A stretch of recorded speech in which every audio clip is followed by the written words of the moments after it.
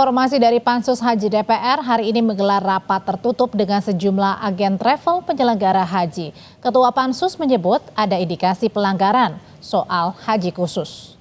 Sebanyak 8 agen travel dari berbagai daerah hadir dalam rapat Pansus Haji. Ketua Pansus Haji Nusron Wahid menyatakan rapat dilakukan tertutup guna menghindari keterangan sensitif dari saksi yang dihadirkan. Nusron bilang ada indikasi pelanggaran SOP soal haji khusus yang dilakukan Kementerian Agama.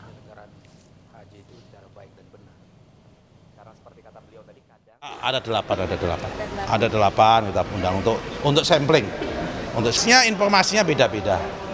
Ada beberapa informasi yang disampaikan oleh Kementerian Agama itu sesuai, tapi juga memang harus ada juga beberapa SOP yang dibuat oleh Kementerian Agama itu juga dilanggar, juga ada. Ya kan, kita lagi mencari apakah ada unsur moral hazard apa tidak. Lalu apa yang menjadi hasil pertemuan rapat Pansus Haji hari ini? Kita akan tanyakan ke jurnalis Kompas TV Niputu Trisnanda. Putu, selain soal adanya indikasi pelanggaran SOP haji khusus, poin apa lagi yang ditemui oleh Pansus Haji?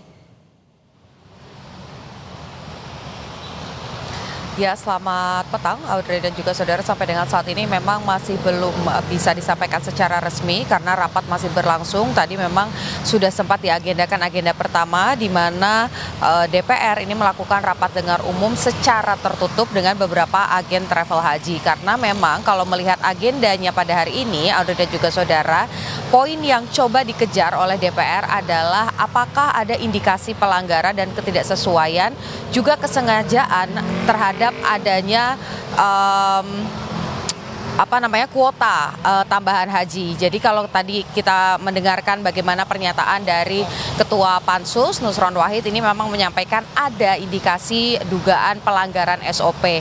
Nah, kalau melihat bagaimana jalannya rapat sendiri, Audrey dan juga saudara, ini memang DPR mengacu pada Undang-Undang Penyelenggaraan Haji di mana ada pasal yang menyebut soal kuota haji itu ada persentasenya dan seharusnya ini juga diikuti karena pada rapat dengar sebelumnya ini sudah disepakati antara pemerintah dan juga dari DPR di mana ketika ada kuota itu maka nanti baik itu Kementerian Agama kemudian juga tentu saja bekerja sama dengan penyelenggara yakni agen-agen travel menyepakati bahwa 98% ini diutamakan untuk kuota haji reguler sementara 2%-nya ini diberikan kepada haji khusus. Makanya yang tak menjadi polemik juga kenapa kemudian muncul Pansus Haji dan juga diadakan rapat selama 2 pekan terakhir ini mengacu pada hal tersebut. Bagaimana kemudian Indonesia ini mendapatkan kuota tambahan dari pemerintah Arab Saudi sebanyak 20.000 tapi ini dibagi rata 50-50 yaitu 10.000 untuk haji reguler dan juga 10.000 untuk haji khusus. Yang kemudian juga ditelusuri apakah pembagiannya pada saat nama-nama yang kemudian berangkat dan masuk dalam hitungan 10.000 tersebut ini sudah sesuai urutannya, kemudian juga waktunya, apakah ada ketidakadilan di situ. Ini yang coba ditelusuri oleh DPR. Jangan sampai kalau mengutip bagaimana tadi pernyataan Nusron, yang seharusnya kuota ini bisa memudahkan, begitupun juga semangat yang diberikan oleh pemerintah Arab Saudi dengan memberikan kuota tambahan adalah supaya haji-haji reguler yang memerlukan waktu cukup lama, kemudian menabung juga dengan waktu yang lama ini bisa mendapatkan kesempatan yang sama dan bukan justru pihak-pihak yang mengambil jalur haji khusus atau haji plus begitu yang secara waktu ini sebetulnya lebih singkat jika dibandingkan haji reguler. Nah, keadilan dan juga indikasi-indikasi tersebut yang nantinya akan dibahas dalam rapat dengar yang saat ini diberlangsungkan secara tertutup dan nanti hasilnya ini akan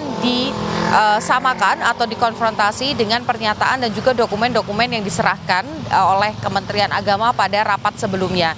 Jadi kita tinggal menanti apakah nanti hasil rekomendasi yang akan dikeluarkan oleh Pansus, apakah memang betul ada pelanggaran, apakah memang karena kalau kita lihat juga selama jalannya RDP, kemudian komunikasi antara DPR lewat Pansus hak angket haji ini juga menemui tekanan-tekanan sampai LPSK ini juga dihadirkan untuk memberikan kepastian hukum dan juga keamanan bagi DPR sendiri sebagai pansus dan juga bagi biro-biro travel agen yang ini dijadikan sebagai saksi kunci dalam penambahan kuota atau dugaan adanya penyelewengan kuota haji tambahan ini. Audrey.